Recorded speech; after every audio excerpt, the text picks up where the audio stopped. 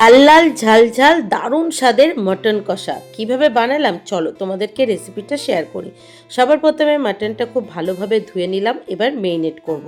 Marinate করার জন্য সবার প্রথমে দিয়ে দিলাম 4 টেবিল চামচ জল ঝরিয়ে ফেটিয়ে নেওয়া টক দই, 2 টেবিল চামচ আদা আর রসুন বাটা, 9টা থেকে 10টা কাঁচা লঙ্কা বাটা, 1 টেবিল চামচ গোলমরিচের গুঁড়ো, 1 টেবিল চামচ হলুদ গুঁড়ো, 1 টেবিল চামচ জিরের গুঁড়ো, 1/2 টেবিল চামচ ধনে গুঁড়ো, 1 টেবিল চামচ লঙ্কার গুঁড়ো আর পরিমাণ মতো লবণ আর 1 চিট লেবুর রস। এখানে যদি গন্ধরাজ লেবু হয় সেক্ষেত্রে কিন্তু আরও বেশি ভালো হয়। আমার কাছে গন্ধরাজ লেবু ছিল না, সেই জন্য নর্মাল পাতি লেবুর রস অ্যাড করলাম।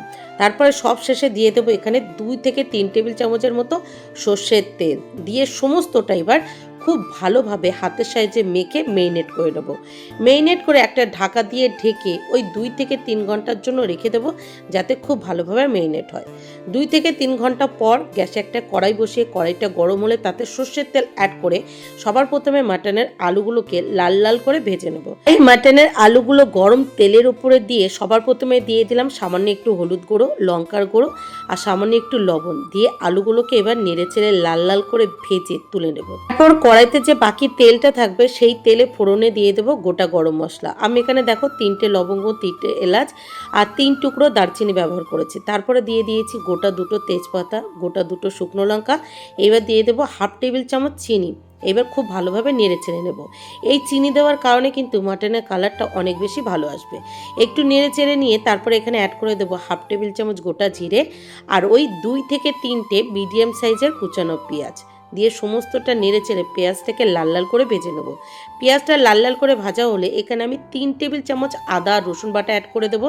তারপরে 2টো মিডিয়াম সাইজের টমেটো কুচি অ্যাড করব, করে আবারও সমস্তটা খুব ভালোভাবে নেড়ে চেড়ে নেব। তারপর একে একে আবারও এখানে গুঁড়ো মশলা অ্যাড করব। সবার প্রথমে দিয়ে দেবো 1 টেবিল চামচ লঙ্কার গুঁড়ো, 1/2 টেবিল চামচ হলুদ গুঁড়ো, 1/2 টেবিল চামচ জিরের গুঁড়ো আর 1/2 টেবিল চামচের হাফ ধনের গুঁড়ো। তারপরে দিয়ে দেবো স্বাদ অনুসারে লবণ দিয়ে সমস্তটা আবারও খুব ভালোভাবে কিছুক্ষণ কষিয়ে নেব। মটন মেরিনেট করার সময় যে যে মশলা ব্যবহার করা হয়েছিল সেই মশলা কিন্তু এই মশলা কষানোর সময়ও ব্যবহার করা হয়েছে, ওই কম আর বেশি। কিন্তু আমাদের ঝাল আর লবণ এই দুটো পরিমাণ বুঝেই দিতে হবে যাতে বেশি না হয়ে যায়।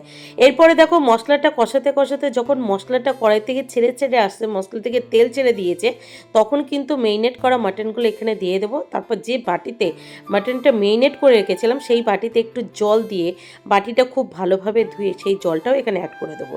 এবার হাতে কিছুক্ষণ সময় নিয়ে মাটনটা কিন্তু খুব ভালোভাবে কষিয়ে নিতে হবে, কারণ এই মাটনের মশলা আর মাটন কষানো এই দুটো যদি আমরা ঠিকঠাক কষিয়ে নিতে পারি তাহলে কিন্তু মাটনের স্বাদটা দারুণ হবে। 8 ঘন্টা মশলার সাথে মাটনটা খুব ভালোভাবে কষিয়ে নিয়ে ভেজে রাখা আলুগুলো অ্যাড করে আলুর সাথে মাটনটা আবারও খুব ভালোভাবে কষিয়ে নিয়ে একটা ঢাকা দিয়ে ঢেকে থেকে 6 মিনিটের মতো মিডিয়াম ফ্লেমে রান্না করে নেব।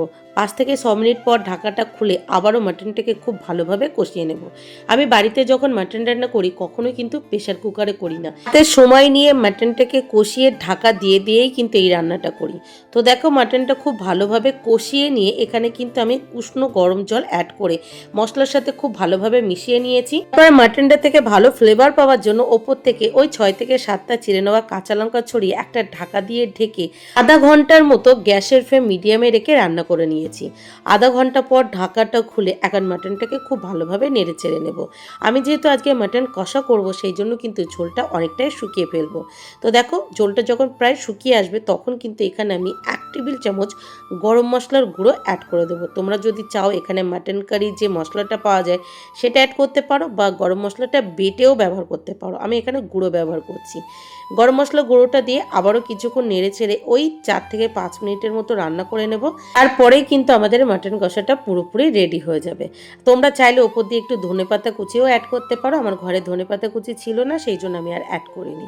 আচ্ছা, তোমরা যখন বাড়িতে মাটন রান্না করো কে কীভাবে করো অবশ্যই কিন্তু আমাকে কমেন্টসে জানিও, আর আমার রেসিপিটা কেমন লাগলো সেটাও জানিও।